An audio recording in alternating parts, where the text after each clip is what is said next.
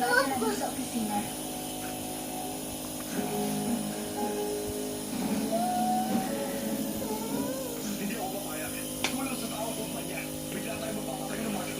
Sige, na si nanay. Pasok sa loob.